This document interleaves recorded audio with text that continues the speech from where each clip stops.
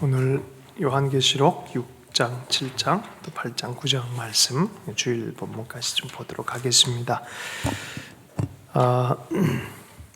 하늘 위로 요한이 초대됐어요. 그래서 바로 전장 4장, 5장에 보면은 하늘 위로 초대돼서 가보니까 내생물 24장로 주님의 보좌가 있고 하나님과 그의 어린 양이신 예수 그리스도 중심에 계시고 내생물 그리고 24장로 이렇게 중심의 모습입니다. 그리고 허다한 천사들이 또 있었고 그 순서대로 항상 그렇게 중앙으로 시작해서 마지막 모든 만물까지 질서정연하게 있는 모습인데 올라갔더니 인을 두루마리가 있고 인을 뗄 수가 없어서 요한이 울었어요. 그럴 때 울지 마라.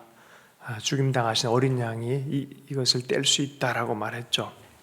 그게 뭡니까? 그게 일곱 인이에요. 이 책. 그 인을 뗄 수 있는 예전에 두루마리가 이렇게 있으면 거기다 초 같은 거나 혹은 이렇게 인장을 탁 박아놔요. 아무나 뜯으면 안 돼요. 이게 자격 있는 사람이 뜯는 거예요. 그래서 그걸 뜯어야 뭐가 이제 진행이 되어지는데 이게 진행이 안 되니까 답답한 거예요. 이거 도대체 무슨 일이 어떻게 진행되나? 이 내용이 뭘까? 이러고 있는 것 가운데 예수님이 이걸 뜯을 수 있다라고 이렇게 말을 한 것이죠. 그 인을 뗄 때에 정말 이 쏟아지고 이게 인과적인 어떤 원인과 결과적인 어떤 요소가 있었는데 그것이 바로 장로들이 들고 있었던 기도, 성도들의 기도와 예배 이것이 다 올라가서 이 기도의 그릇 안에 담겨져 가지고 이것이 역사를 하기를 기다리고 있었던 거죠. 마치 우리의 기도도 쌓여지면 주님이 받아가지고 주님께서 인을 딱 떼실 때 이것이 역사가 일어나는 것처럼 우리의 기도는 그런 영향력이 있는 것을 계속해서 거듭해서 말할 거예요. 자, 그래서 일곱 인, 그 다음에 일곱 인은 일곱 번째까지 인이 떼어지는 거예요. 일곱 번째 인이 뭐냐? 일곱 나팔이에요. 그게 일곱 개 또 나팔은 누가 부냐면 일곱 천사가 불어요. 일곱 천사가. 이는 누가 떼냐면 예수님이 친히 떼시는 거예요. 자, 근데 맨 마지막에 일곱 번째 나팔은 뭐냐? 이게 대접이 있는 거예요. 그래서 마치 러시아 인형처럼 인형 안에 인형이 있는 것처럼 일곱 번째 인 자체가 일곱 나팔이고 일곱 번째 나팔을 또 떼면 그것이 일곱 번째 대접이에요. 그래서 인나대 이렇게 외우면 좋겠어요. 자, 오늘 하여튼 인까지 한번 좀 보도록 하겠습니다.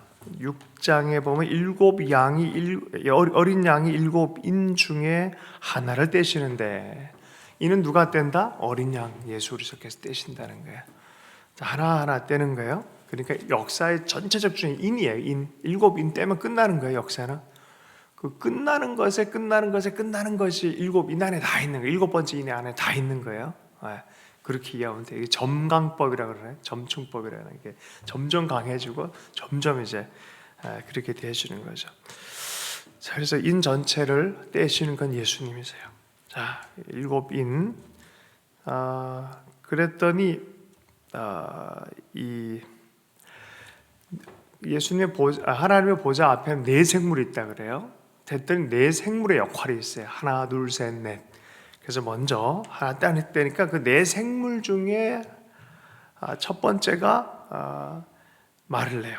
그래서 내가 보니까 흰 말이 나타나서 탄자가 활을 가지고 면류관을 받고, 자, 3절 두 번째 인을 딱 떼니까 둘째 생물이 또 일을 하는 거예요. 붉은 말, 화평을 제거하고 서로 죽이게 되는 일들. 세 번째는 세 번째 생물이에요. 여기는 검은 말 보면은 경제적인 문제가 있죠. 그런 시기적인 것들에 대한 얘기입니다. 7절, 8절에 보면은 청황색 말, 네 번째 생물이에요. 이거는 청황색 말. 이것은 사망, 아마 이 죽음이 역사하는 경제적인 문제가 있는 거는 이제 세 번째죠, 그죠? 여기서 보면 한 데나리온, 보리 석대 이런데 비싼 것들 해야지 마라. 부익부, 빈익빈 뭐 이런 현상들 많이 일어나는 게 아닌가 뭐 이렇게 해석하는 분들도 있고, 감람류, 포도주는 이제 또 하나님의 사람들이 쓰는 어떤 물건처럼 또 해석하는 분들도 있어요. 요한계시록 해석할 때의 해석 방식은 문자적 해석이 있고 상징적 해석이 있어요.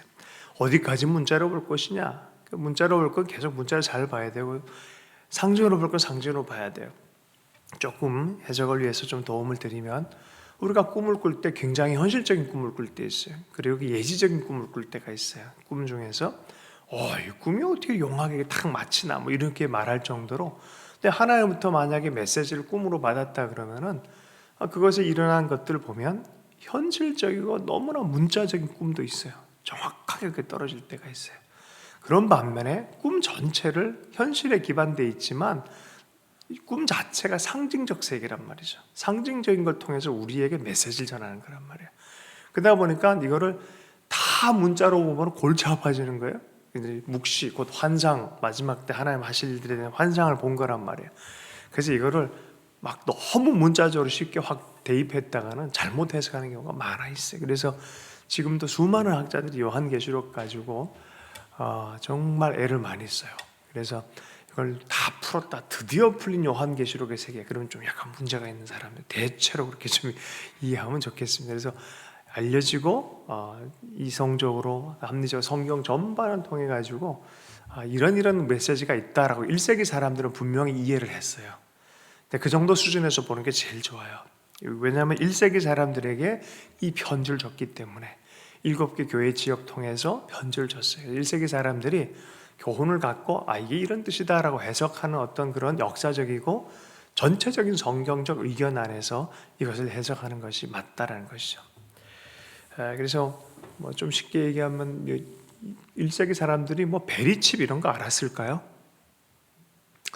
뭐 개연성과 뭐 정말 뭐 어떻게 될지 모르잖아요. 미래 일이니까 뭐 바코드 666 찍어가지고 이렇게 1세기 사람들은 그걸 그렇게 해석하지를 않았어요. 666을 네로로 해석했어요.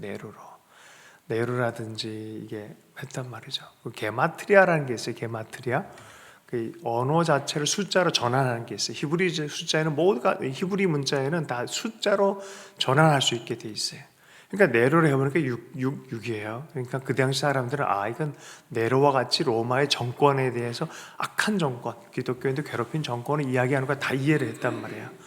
그렇게 이해를 하는데 요새는 그런 게 없으니까 이게 또 바코드 아니냐 뭐 이렇게 해석하는 사람들도 있죠. 미래적인 것을 중의할 수는 있어요. 그래서 개연성은 어느 정도 있을 수 있겠지만 절대로 그런 식으로 초대 사람들이 해석한 적이 없어요. 그렇게 초대교회의 원래적 상황을 이해하고 성경을 읽어야, 상징이냐 문자냐 이것을 어떻게 볼 것이냐 읽어야 성경에 제대로 그러니까 메시지를 받아서 오늘 살아갈 수 있는 거예요. 왜 이런 성경을 허락했는지에 대한 교훈을 받고 그것을 따라서 오늘을 용기 있게 살아가라고 준 것이 요한계시록이라고 이해하면 좋겠습니다. 계속해서 좀 보겠습니다. 5번째 9절에 보면 하나님의 말씀과 그들이 간 증거로 말미암아 죽임당한 영혼들, 순교자들이 하나님 앞에 5번째 인을 떼니까 순교자들이 하나님께 확 소리를 지릅니다. 언제 우리 피를 갚아주겠습니까? 11절 각각 그들에게 흰 두루마기를 주시며 이르되 아직 잠시 동안 쉬되 그들의 동무종들과 형제들도 자기처럼 죽임을 당하여 그 수가 차기까지 하더라. 순교자의 수가 찰 때까지 너희도 잠깐 기다려라. 어떤 하나님이 이렇게 기다리고 있는 순교자의 수가 있다라는 거예요. 그때까지 좀 기다려라 라고 말합니다. 자, 5번째가 순교자들을 이렇게 한 거죠. 자, 억울하죠. 이분들이 기도가. 그죠? 속상하고 억울하고 그러니까 의인의 삶을 살았는데 자기는 고통당하고 죽었어요. 믿음에 대한 보상을 언제 주님 갚으시겠습니까? 라고 했을 때 6번째 바로 주님께서 갚으시는 일들이 생겨요. 6번째이네요. 12절. 그때 땐 큰 지진, 해, 달, 별 이런 것들이 그냥 뭐 무화과 나무 태풍에 흔들리듯이 다 떨어진 거예요. 그리고 14절을 주목해서 잘 봐야 돼. 이걸 잘 봐야 이해가 됩니다. 하늘은 두루마리가 말리는 것 같이 떠나가고 각 산과 섬이 제자리에서 옮겨지매, 산과 섬이 막 흔들려 버린 거예요. 위에 있는 천체들, 자연 천체들이 흔들려 버린 거예요. 그러니 임금, 왕족, 장군, 부자, 강한 자, 종, 자유인 할 것 없이 다 굴과 산, 바위 틈에 숨어 들어가는 거예요. 그래서 바위한테 말하기를, 아이고, 그 얼굴, 어린 양의 진노에서 우리를 좀 가려달라. 하나님의 진노의 큰 날에서 우리를 가려달라. 그렇게 말합니다. 17절, 그들의 진노의 큰 날이 이르렀으니 누가 능히 서리요. 자 보세요. 앞부분에 순교자가 5번째 인에서 순교자가 기도하니까 6번째 드디어 심판의 일이 자연계와 더불어 사람들에게 부어지려고 하는 거예요. 이게 심판의 큰 날에 대한 얘기를 하는 거예요. 심판은 반드시 있다는 거예요. 자, 이런 얘기 들을 때 만약에 우리가 일제 시대나 오늘 이 임진왜란 때 조선이 이유 없이 당했잖아요. 정말 말도 안 되게 당했잖아요. 근데 하나님이 언제 이걸 갚으시겠습니까? 그래서 일본은 그냥 태풍이나 이런 자연재해로 싹쓸이 해버린다든지, 또 혹은 나가사키와 히로시마에 원폭이 터진다든지 이런 일이 생기면 어떤 느낌이 듭니까? 어떤 느낌이 들어요? 이 하나님이 너무 잔인하지 않나 싶은 마음이 들지만, 당하는 우리 입장에서 보면, 순교자 입장에서 보면 이건 진짜 신원의 날인 거예요. 보복의 날인 거예요. 그런 느낌이 드는 거죠. 그래서 주님이 나쁘다 이렇게 이상한 식으로 하나님을 공격하는 사람들이 있어요. 그게 아니라 어떻게 이 하나님의 의로운 사람들의 그들을 위해서 심판의 날이 있느냐래.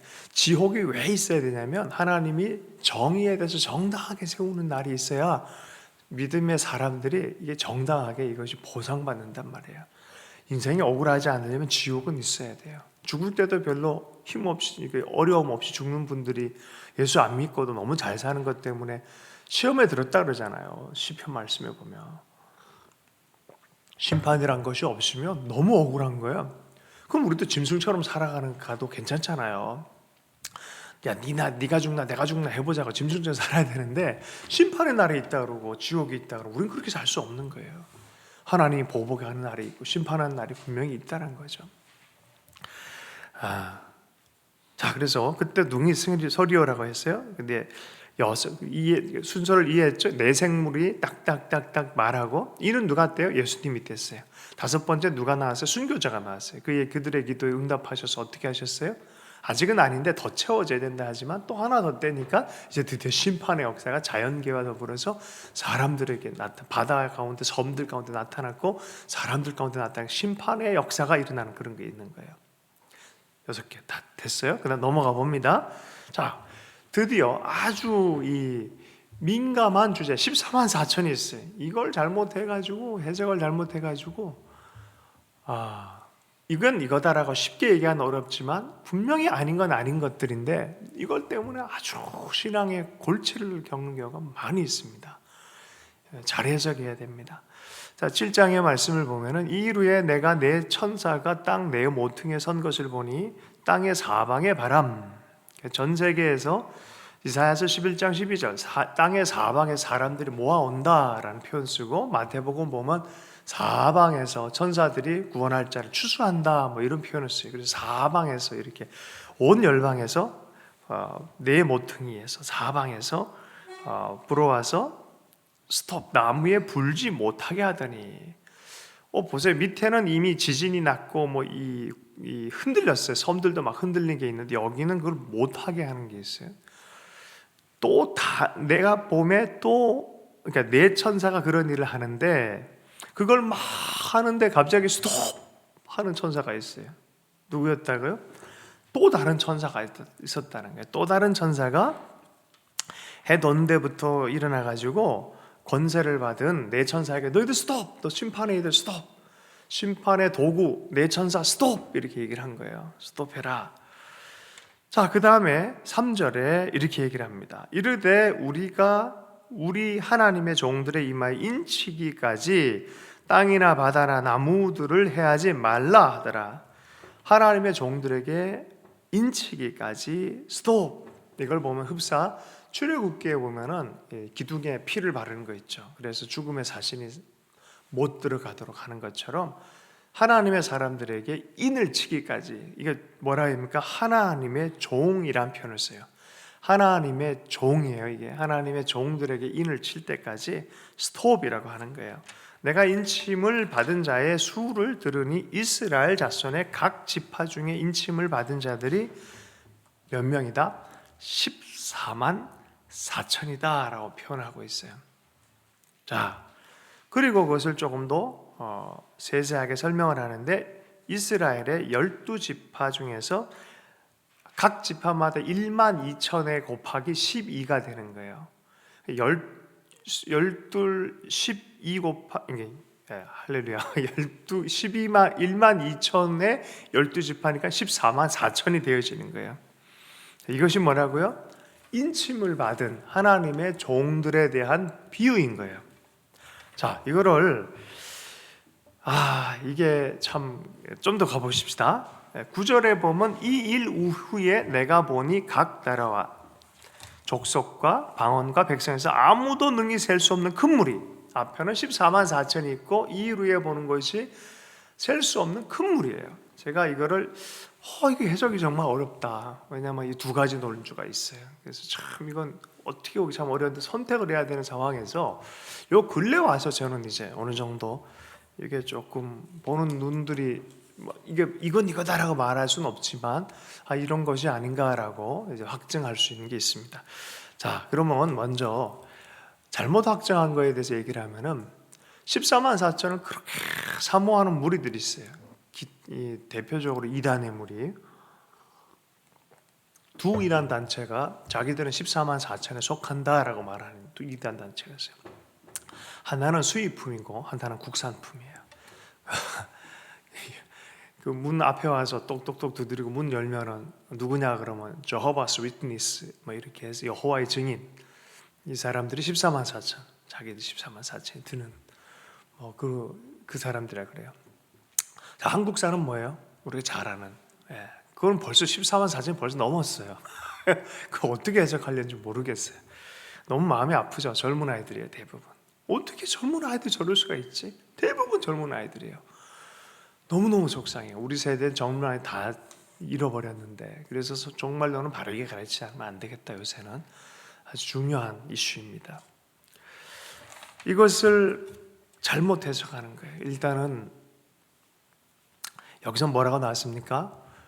12지파라는 표현을 썼어요. 자, 여러분 잘 생각하셔야 돼요. 이 12지파를 어떻게 볼 것이냐. 두 가지 해석 방법이 있어요. 성경 전체 논조. 이거를 문자적으로 보는 사람은 끝까지 문자적으로 봐야 돼요. 요 14만 4천에 관해서는. 자, 그러나 상징적으로 보는 사람은 끝까지 상징적으로 봐야 돼. 왔다 갔다 해보면 이거 논리가 흔들려 버려요. 보는 눈 자체가 흔들려 버려요. 14만 4천은 어떻게 볼 것이냐 문제예요. 자, 이것을 14만 4천은 상징 숫자라는 걸 이해할 필요가 있어요. 이건 문자적 숫자가 아니에요. 정확하게 상징의 숫자라는 것을 이해할 필요가 있어요. 자, 그 근거가 뭐냐? 이 14만 4천에 자세히 보면은 이 일 후에라는 표현이 두 가지가 있어요. 앞부분에 7장 1절이 이 일 후에고 7장 9절이 이 일 후에라는 게 있어요. 그런데 7장 처음 14만 4천 앞부분에 이 부분에 해당되는 이 일 후에는 제가 질문을 드리면 6장 12절부터 심판 전일까요? 심판 후일까요? 이 일 후이라는 거는. 그래서 아까 전에 6장 14절을 잘 보라 그랬어요. 14절이 두루마리가 말리는 것 같이 떠나고 산들과 섬이 제자리에서 옮겨지매. 산들과 섬이 이미 옮겨졌어요. 그죠? 6번째 인을 뗄 때. 그러면은 밑에는 옮겨졌어요? 안 옮겨졌어요? 아직은 내 천사가 와서 막 바람 불어서 나무를 막 흔들고 섬들과 산들을 흔들려고 할 때 스톱 해버렸단 말이에요. 아직은 입맞은 자들이 좀 덜 안 됐다 해서 입맞자라고 한 거예요.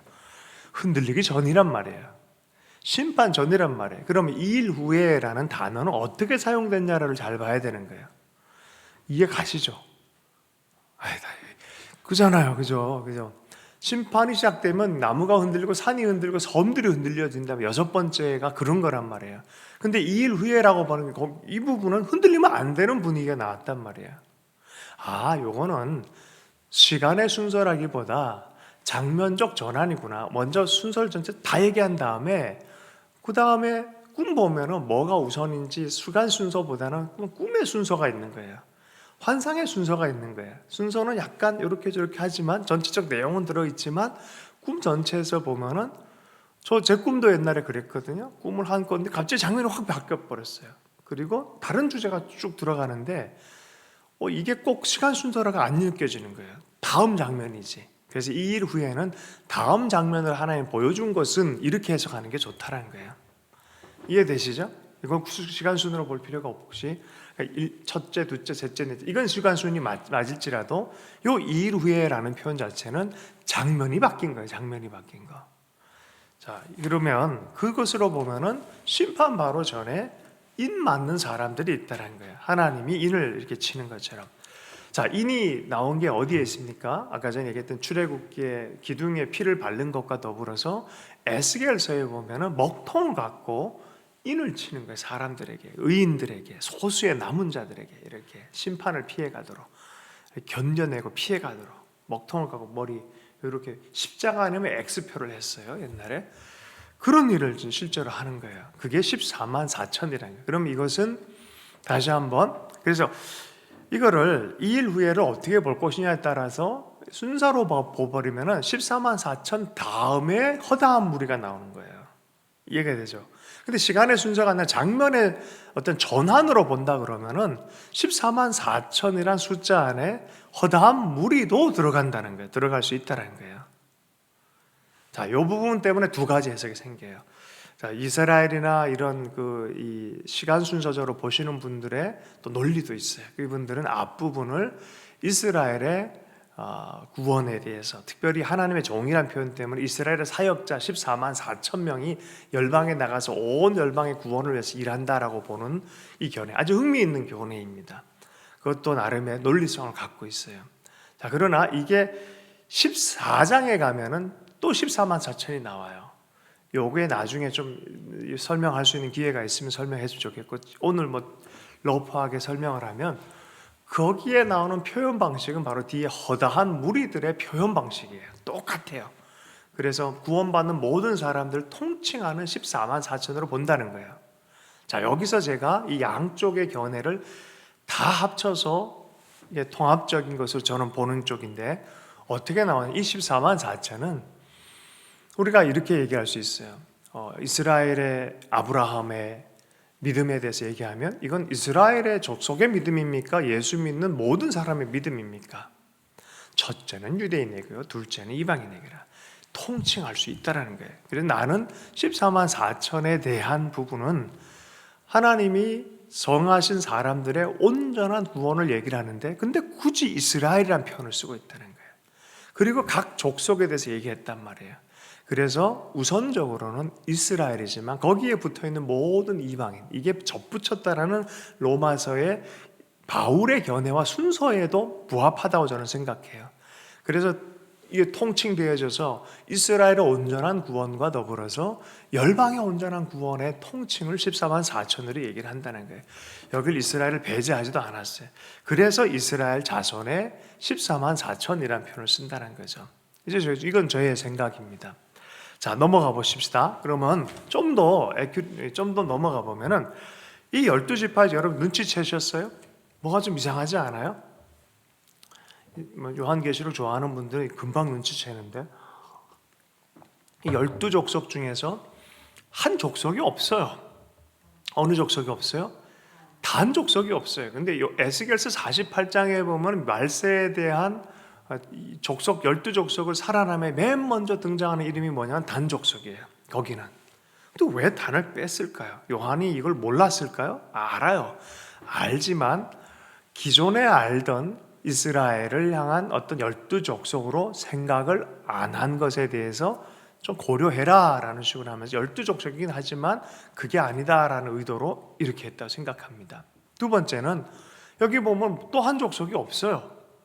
다른 이름이 하나 들어왔어요. 에브라임이 없고 요셉이라는 이름으로 들어왔어요. 요셉의 아들이 에브라임과 므낫세란 말이죠.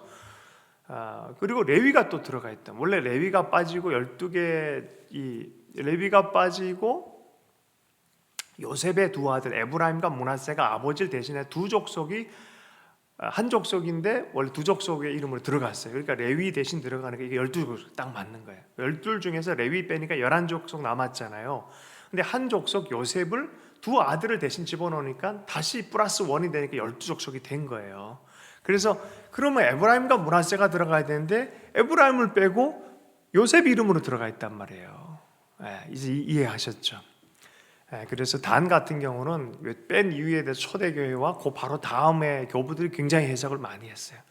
왜 그랬을까? 그래서 우상숭배 문제 때문이다. 뭐 이런 식으로까지 얘기를 했고, 어쨌든 요한은 이런 걸 일부러 이런 장치를 해서 우리가 아는 12족속에 대한 그런 문자적인 것이 아니다라는 걸 얘기를 하는 거예요. 사실은 상징적으로 잘 해석할 필요가 있어요. 또 두 번째는 요한은 이때 당시에 95년 당시에는 12족속이 이미 다 흩어져 버렸어요.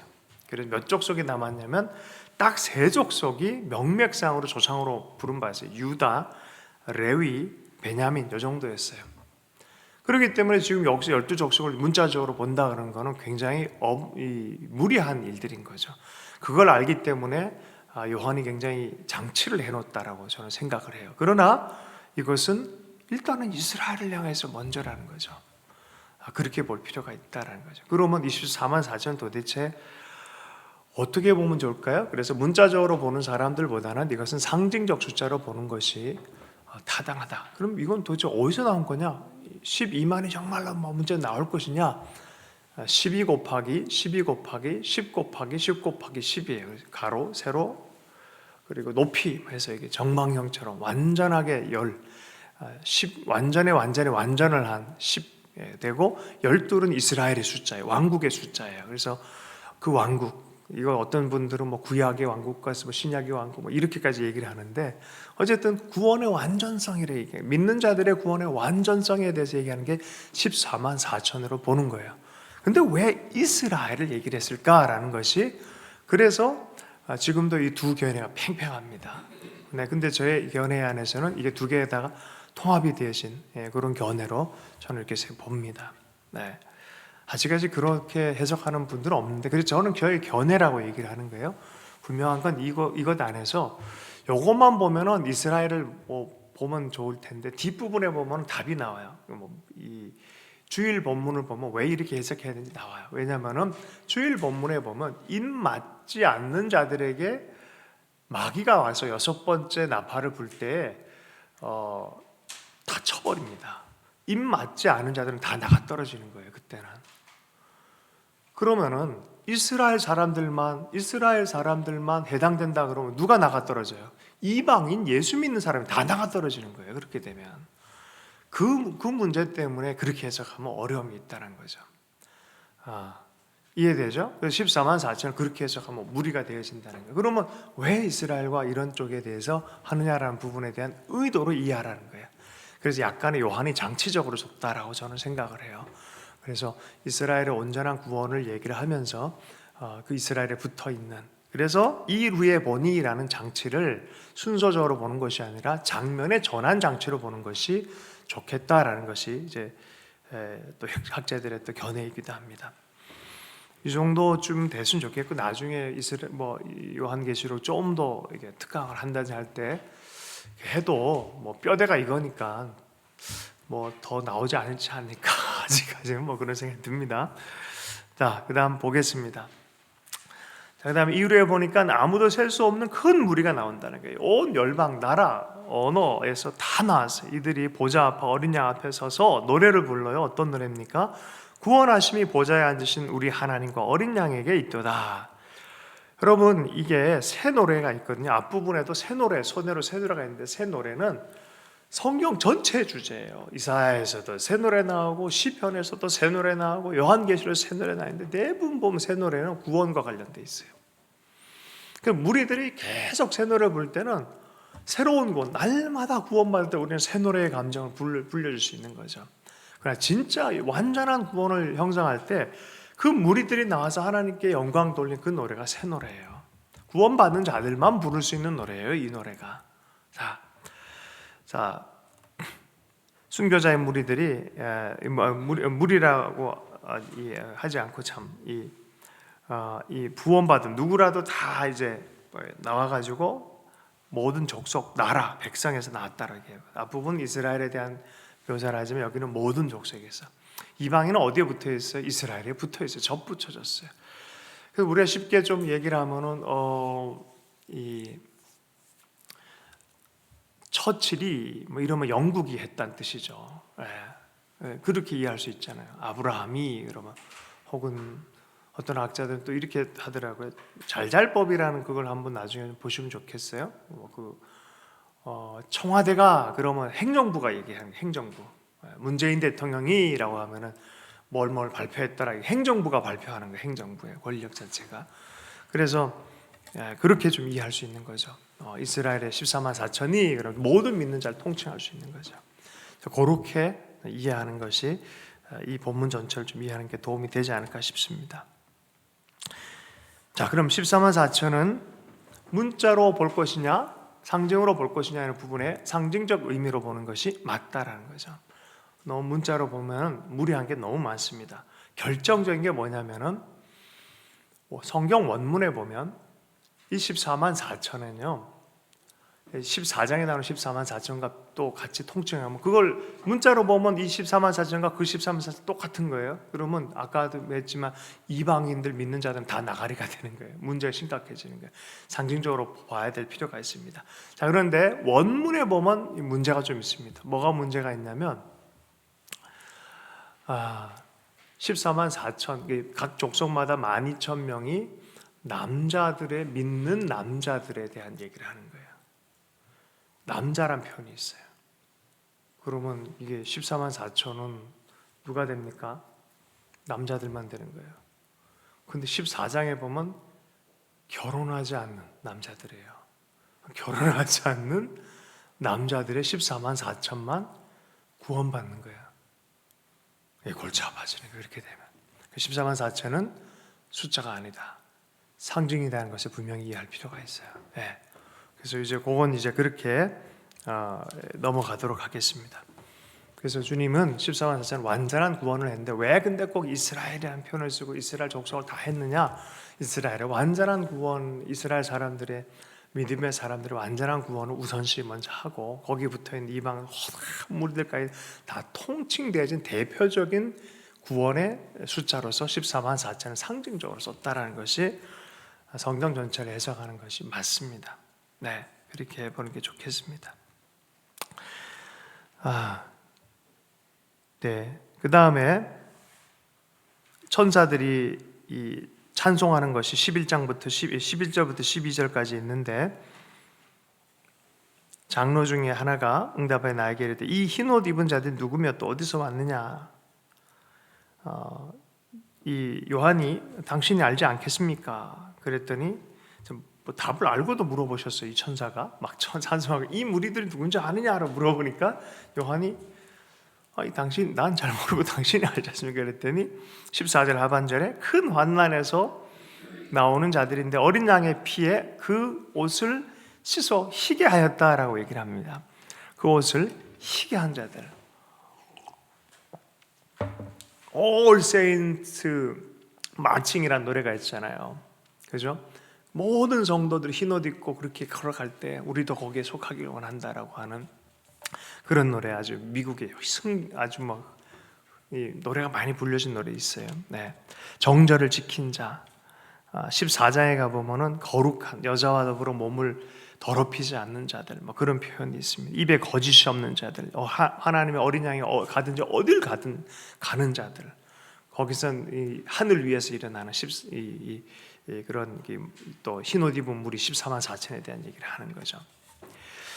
자, 어쨌든 하나님 예수 그리스도와 더불어서 온전히 연합해서 나아가는 그런 자들에 대한 얘기다라고 설명을 해주는 거예요. 이 흰옷 입은 무리들 봤냐? 완전 순교자의 기도를 통해서 나가고 또 그리고 이 모든 구원받은 자들과 더불어서 연합되어진 그런 무리들에 대한 얘기를 하는 것입니다.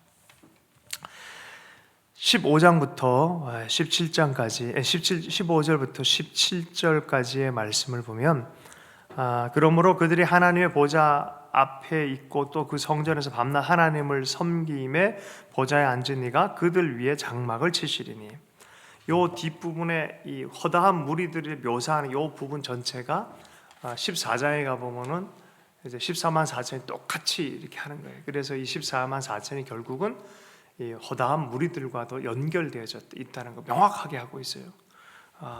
자, 그런데 여기서 보면은 주님의 장막이 그들의 장막 가운데 치시는 거예요.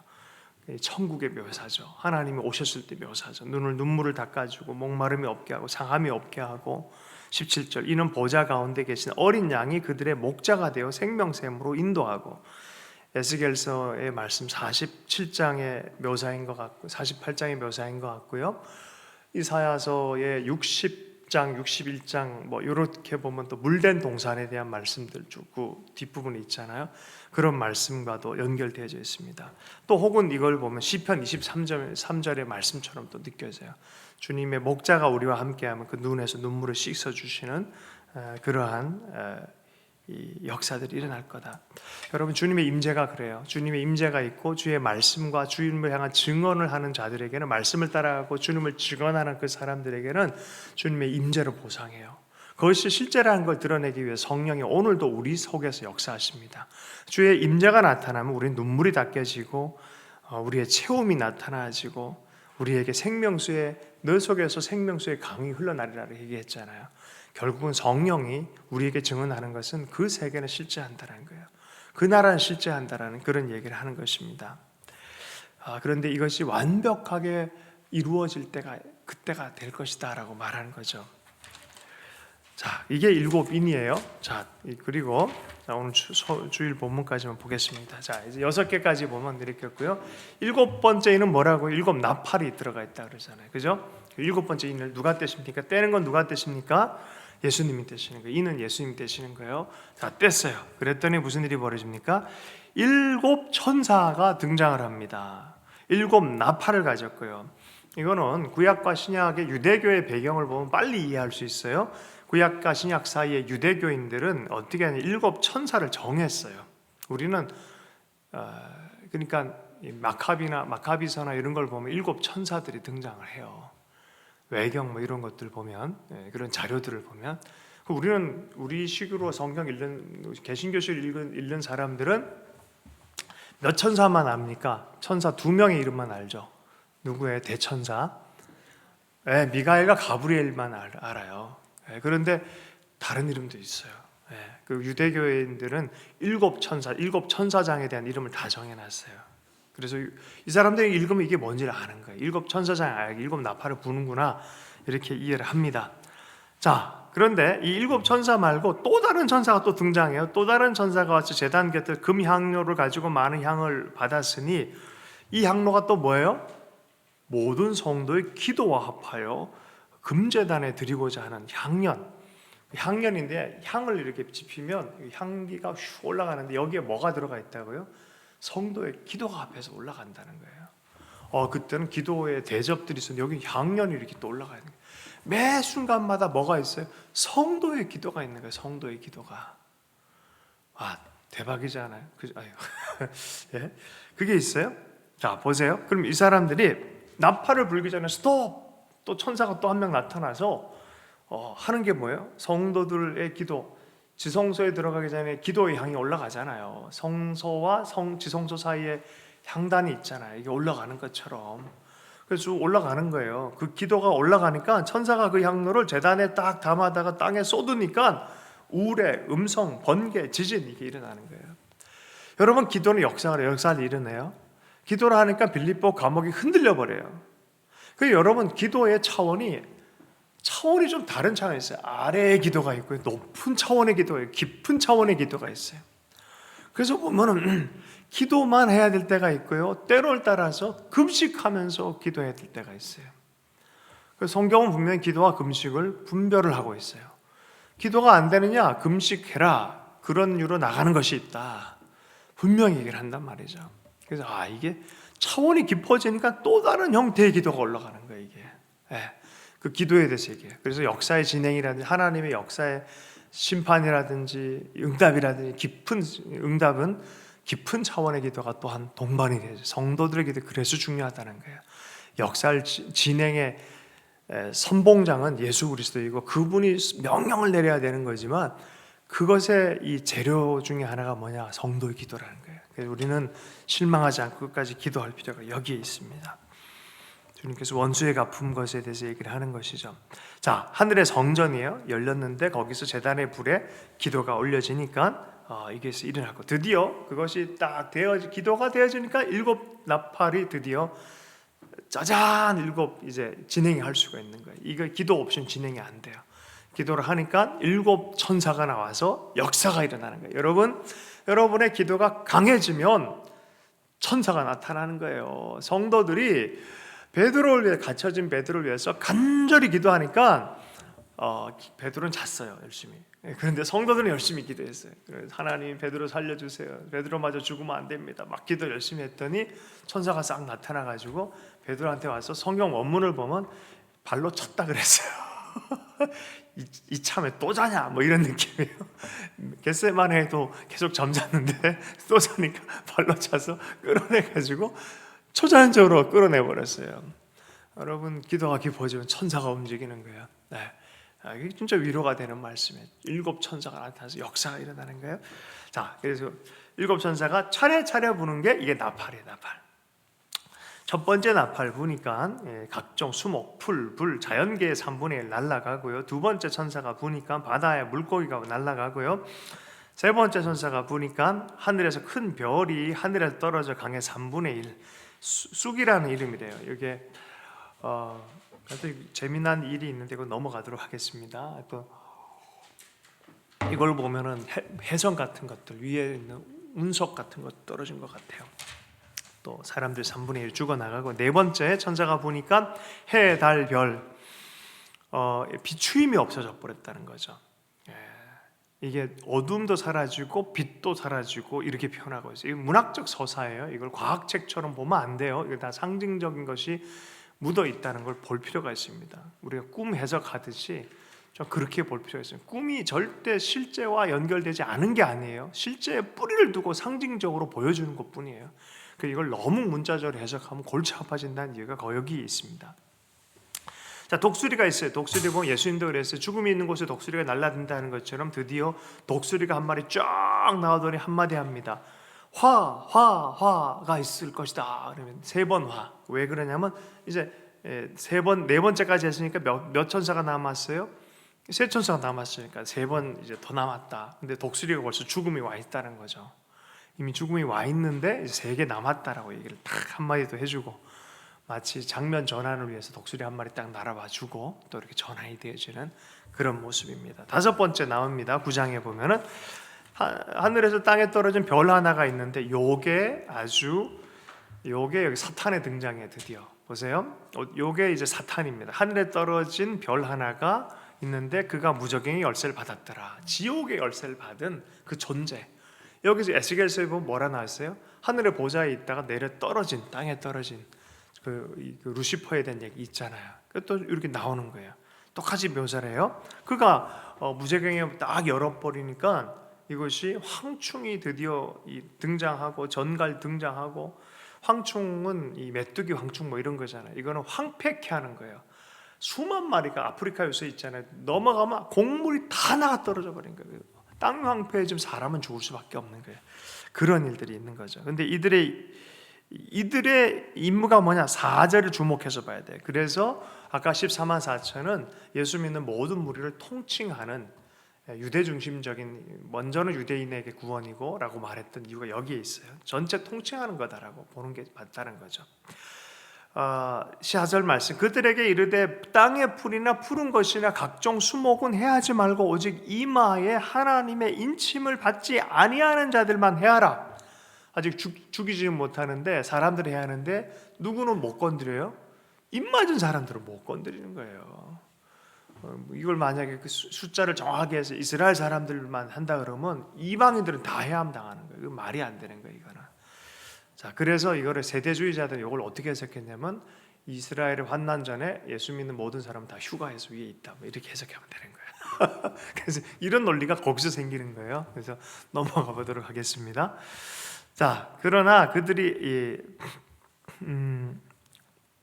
5달 동안 괴롭게 할 것이다라고 하는데 왜 5달일까? 여러분, 뭐 이게 쉬워요. 왜냐하면 메뚜기의 이 살아가는 이 개월 수가 딱 5달이라 그래요. 그래서 메뚜기, 그러니까 그게 뭐 이렇게 5달 진짜 이런 게 아니란 말이죠. 그래서 그 당시 사람들이 1세기의 성도들이 그렇게 많이 배우거나 뭐 역사적인 문학적인 뭐 해석 방법을 몰라요. 그냥 읽으면 다 아는 거예요. 아, 이게 이런 거구나. 다 안단 말이죠. 그 해석 방식으로 보면 쉬운 거예요, 이게. 아, 이게 왜 우리한테 이런 편지를 줬는지. 용기 내란 소리구나. 하나님 역시 역사하시고 계신다는 소리구나. 내 신앙생활을 바르게 할 필요가 있구나. 타협하지 않고 우상숭배하지 않고 세상과 간음하지 않고 그렇게 살아가려고 하는구나 라는 용기를 낼 수 있는 말씀이란 걸 빨리 이해하는 거예요. 자, 전갈이 뒤에 이렇게 있었다라고 이런 모습을 얘기를 합니다. 자, 근데 7절에 황충의 모양 얘기를 해요. 이것의 황충들의 대장이 누구였다고요? 하늘에 떨어진 별이 있었는데 이상한 별이 하나 있었어요. 그 별 이름을 뒷부분에 보면 드디어 이름을 얘기를 합니다. 11절. 그들에게 왕이 있으니 무적행의 사자요. 히브리어로는 그 이름이 아바돈이요. 헬라어로는 그 이름이 아블루온. 아바돈, 땅의 깊은 곳, 죽은 자의 영역. 무슨 소리입니까? 우리가 이 단어들과 연결되어진 게 지옥이라는 소리예요. 어둠의 영역에서 속한 무적행의 사자. 그러니까 사탄이 있었다. 이 황충들의 사자가 있었다라고 얘기를 합니다. 자, 그런데 7절에 보면 황충의 모양을 얘기를 합니다. 관 같은 걸 썼고 사람 얼굴인데 머리털같이 여자의 머리털같이 머리털이 있다. 그 이빨은 사자의 이빨 같으면 우리는 이해가 안 되죠? 근데 이때 당시 1세기 사람들이 이걸 읽으면 금방 이해돼요. 왜냐하면 로마 사람들 외에 옆에 야만인들이 벌써 쳐들어오고 로마와 대척 상태가 있었어요. 그 중에 가장 강력한 국가가 파르티안이라는 국가가 있었어요. 파르티안. 그들의 경계가 뭐였냐면 유프라테스 강이었어요. 로마와 이 국가의 경계가 유프라테스 강이었어요. 그들의 특징이 뭐냐? 머리가 길었어요. 머리를 안 깎았어요. 또 그들의 가장 강력한 이 병기의 방법이 뭐냐면은 말 타면서 뒤돌아서 활을 쏘는 거예요. 자, 그러니까 그때 사람들은 딱 보면 이거 뭐가 느껴져? 95년도 전후니까 뭐가 느껴져? 이 파르티안 군사들이네. 이렇게 이해할 수 있지 않겠어요? 그죠? 1세기 성도들 이걸 뭐 666 이런 거를 뭐 13, 4절 그렇게 우리가 얘기하는 그런 식으로 해석을 안 해요. 여호와's 위트니스 이렇게 해석을 할 수가 없는 거예요. 말도 안 되는 해석이거나. 자, 그 본문은 그렇게 합니다. 이제 드디어 전쟁하는 황충이 전쟁하는 모습을 해서 호신병 같고 병기와 말들이 전쟁터로 달려가는 소리가 있고 10절 전갈과 같은 꼬리와 쏘는 살이 있어. 그 꼬리에서 5달 동안 사람 향하는 권세가 있다. 이해가 확 돼버리시죠? 그죠?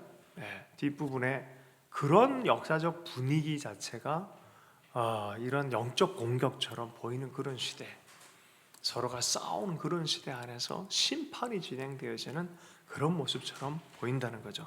자, 6번째 나팔 드디어 붑니다. 6번째 나팔 불매. 내가 들으니 하나님 앞 금제단 네 뿔에서 한 음성이 나서 나팔 가진 6째 천사가 말하기를.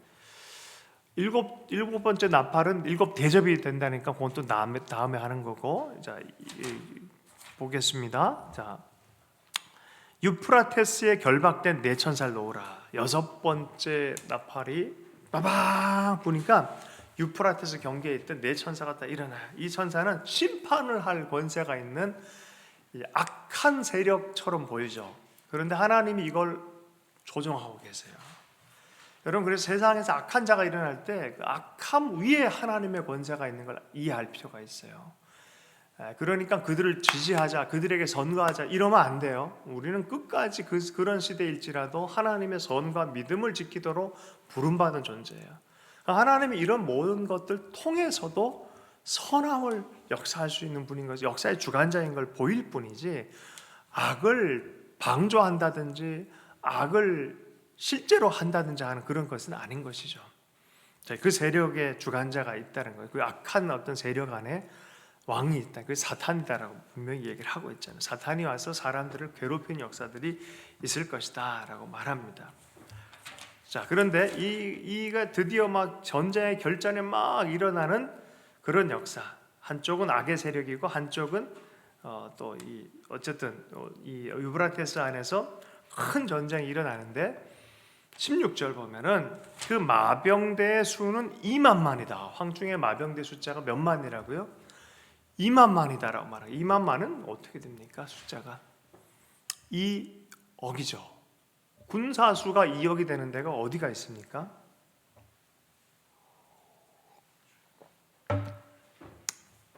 이때 당시 전 세계 인구수가 이 정도 될까 말까 했을 거예요. 그런 이 당시 사람들이 이걸 읽으면은 군사수로 생각을 했겠습니까? 되게 많다로 생각했습니까? 되게 많다로 해석하는 거죠. 근데 이거를 드디어 문자적으로 보는 사람들은 2만만을 껴 맞춰요. 2만만이 숫자가 제가 이렇게 조사를 해왔는데 이게 미국 전체 인구고요. 영국의 4배고요. 캐나다의 8배고요. 막 그래요. 이런 숫자를 껴 맞추다 보니까 중국의 군사 숫자다. 예비군까지 다 합쳐서 이렇게 하고 이들이 다 합쳐 넣어서 결국은 이 전쟁에 붙는 것이 유브라테스 강 이쪽 유역으로 오지 않을까. 요새는 그런 전쟁은 거의 끝나가고 있죠. 이제는 AI 전쟁으로 가고 있고, 이제는 버튼 전쟁으로 가고 있고, 인터넷 전쟁으로 가고 있고, 뭐 그런 걸로 다 끝내요. 뭐 그렇게 2만만에 그렇게 움직여가면서 고생할 필요가 없는 거죠. 버튼 하나면 다 끝나는데, 그죠? 시간 좀 더 테크놀로지가 발전하면 요 본문 해석이 그렇게 문자 해석에서 빨리 벗어날 것 같아요. 빨리 테크놀로지 더 많이 발달하면은 이제 이런 것 자체가 사라지지 않을까 뭐 그런 생각을 좀 해봅니다. 어쨌든 이 당시 사람들은 이것을 어쨌든 전쟁이나 이런 것들이 일어날 것에 대한 얘기를 하는 것이죠. 19절 이 말들의 힘은 힘과 꼬리, 입과 꼬리에 있으니 꼬리는 뱀 같고 꼬리에 머리가 있어 이것을 해하더라. 예. 자, 이런 재앙을 당하고 나서도 남은 자들이 있는데 회개하지 않는 자들인 거예요. 끝까지 완강한 사람. 그래서 시간이 더 지나면 지날수록 더 완강하고 더 악한 자들이 있다. 회개하지 않는 자들이 있다라는 거죠.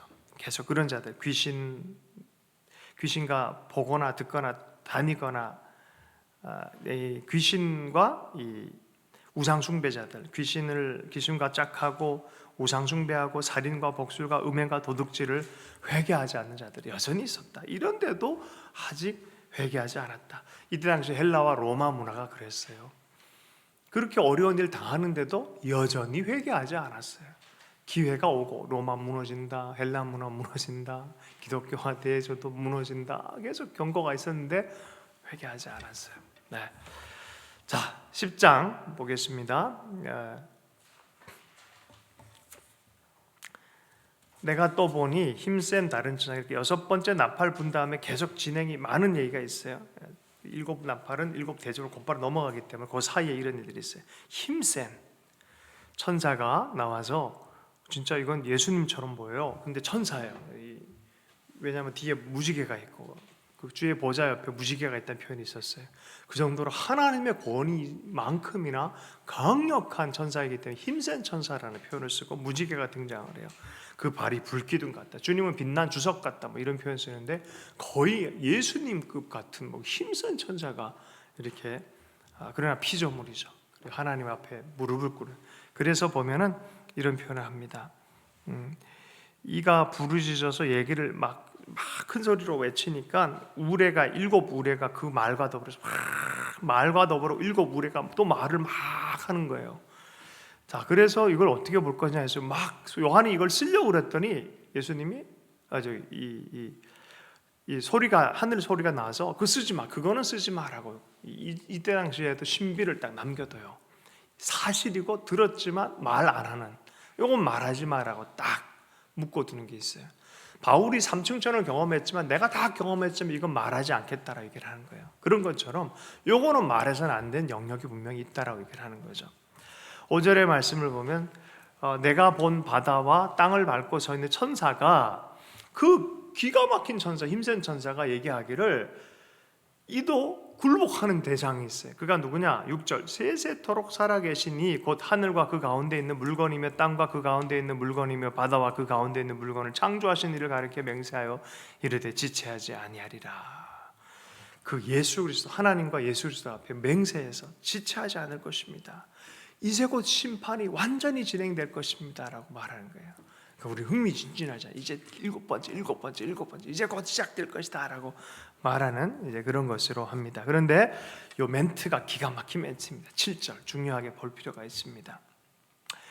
자, 요거는 다니엘서 12장 7절을 모습이랑 상당히 흡사해요. 방금 읽었던 거는 다니엘서 17장 7절은 천사가 하늘을 향해 영생하시는 일을 가리켜 종말까지 3년 반이 걸릴 것이라 맹세하는 어떤 그런 부분도 있어요. 본문에 천사를 그때가 왔다고 하는 거예요. 이제 더 이상 지체하자. 이제 곧 이 시간 지나면 끝이다라고 말하는 이제 그런 부분이 있습니다. 이제 마무리됩니다. 이제 여러분, 구약의 이 모든 약속, 심판이든 회복의 약속이든 주님의 날, 주님이 하실 절적의 날이 있어요. 이제 곧 이제 3년 반 뭐 이렇게 뒷부분에 그런 표현도 있어요. 그런데 7절에 천사가 그런 얘기를 함과 더불어서 이런 얘기를 하는 거예요. 천사가 소리 내는 날 그의 나팔을 불려고 할 때에 하나님이 그의 종 선지자들에게 전하는 복음과 같이 하나님의 그 비밀이 이루어지리라 하더라. 그의 종 선지자들에게 전하신 복음과 같이 하나님의 그 비밀이 이루어지리라. 여러분, 복음은 구속에 대한 하나님의 비밀이었어요. 하나님의 창조의 시작의 비밀이 있었고 그건 밝혀졌고요. 타락한 인간의 아픔 중에서 복음의 비밀이 왔어요. 창조의 신비 안에서 복음의 비밀이 왔고 그것이 수천 년 동안 하다 결국은 이루어졌어요. 그것처럼 종말의 완성도 새하늘과 새 땅에 하나님의 비밀도 이제 곧 이루어질 것이다 라고 말하는 거예요. 새 하늘과 새 땅, 새 예루살렘에 대한 비전이 이루어질 것이다 라고 말하는 거예요. 하나님의 그 비밀에 대해서 얘기를 하는 거예요. 하나님의 경륜에 대한 얘기를 하는 거예요. 마무리합니다. 이제 8절부터 하늘에서 나서 내게 들리던 음성이 곧 내게 말하여 이르되 내가 가서 바다와 땅을 밟고 서 있는 천사의 손에 펴 있는 두루마기를 가지라 하기로. 자, 그 큰 천사 보세요. 이게 여기서 문자가 아니라는 것을 이해할 필요가 있어요. 잘 보세요. 하늘과 땅을 경계해서 발을 딱 디디고 있어요. 이 천사가. 그리고 이 천사가 두루마리를 딱 가지고 있어요. 그러면 이 책은 크기가 얼마나 하겠습니까? 적어도 63빌딩만 하진 않지 않겠습니까? 이걸 먹으라고요? 요한이? 안 웃기세요? 이걸 먹으라고 한 거예요. 이걸 먹으라. 이 두루마기를 먹으라 하라고 한 거예요. 꿈이니까, 환상이니까 이게 가능한 거예요. 근데 이게 실제에 기반돼 의미적으로 실제일 수 있어요. 꿈이니까 이거 먹을 수 있어요. 갖다 주니까 이거 먹는 거예요. 먹으니까 어떻게 됐어요? 입에는 단데 배에는 쓰게 되어지는 거예요. 입에는 달고 배에는 쓰다. 에스겔서 2장에서 3장에 나오는 표현이에요. 입에는 단데 배에는 쓰다. 하나님의 말씀은 참 모든 게 다 달콤한데 이게 심판의 메시지다 보니까 이게 쓴 거예요. 우리가 어떻게 보면 하나님의 말씀을 듣는다는 것은 하나님을 본다는 건 기쁨이에요. 두려운 기쁨이에요. 그러나 그 말씀대로 살아갈 때는 나를 부인하고 십자가를 져야 되는 그런 일들이 많아요. 그것이 또 내 동족을 향해서 이 말씀을 또 이 책을 먹으라 할 때는 이 책대로 살라는 소리잖아요. 너희가 안 지키면 심판이다라고 말하는 거잖아요. 그러니 이것이 얼마나 그러겠습니까? 이걸 먹고 나서 말씀을 드디어 소화시키고 나서 드디어 주님이 이렇게 천사를 통해서 이렇게 얘기하면 그가 내게 말하기를 내가 많은 백성과 나라와 방언과 임금에게 다시 예언하여야 하리라 하더라. 다시 예언하여라.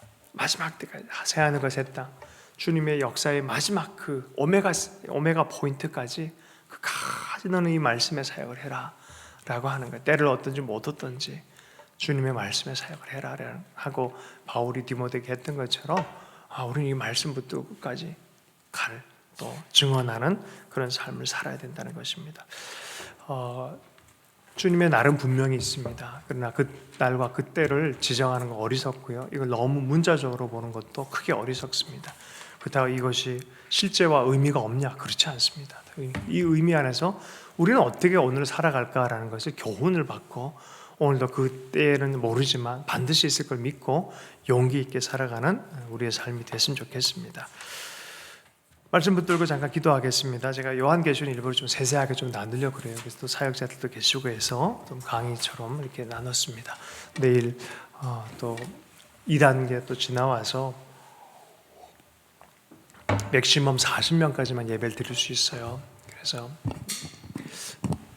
오늘 그 분산에서 예배를 드릴 텐데 뭐 이런 어려운 상황이지만 또 우리가 큰 은혜가 있기를 또 기도하고 요한이 어려운 상황에 주님의 계시를 보고 승리의 확신을 붙들고 언약을 붙들고 큰 기쁨으로 나갔던 것처럼 우리의 삶 안에도 이러한 역사가 있기 원하고 또 순간순간 계속 돌파해 가잖아요. 결국은 마지막 포인트까지 가서 승리의 마지막까지 가는 것처럼 뒤로 물러나지 않고 계속 전진하는 또 기름 부으심이 있고 영광스러운 예배가 될 수 있도록 성도들 안에 눌리거나 지침 떨어지는 것이 아니라 돌파하고 이겨나가는 그런 큰 믿음의 전진이 있는 그런 시간 되게 하는 영광 받은 예배가 되게 해달라고 좀 기도 부탁드립니다. 저를 위해서도 좀 기도 많이, 건강 굉장히 많이 회복됐는데 에너지가 많이 딸리네요. 그러니까 조금 이게 조금 이렇게 어지럽고 막 그래요. 그래서 그런 증세가 있습니다. 그래서 여러분 많이 좀 기도 부탁드립니다. 함께 기도하겠습니다.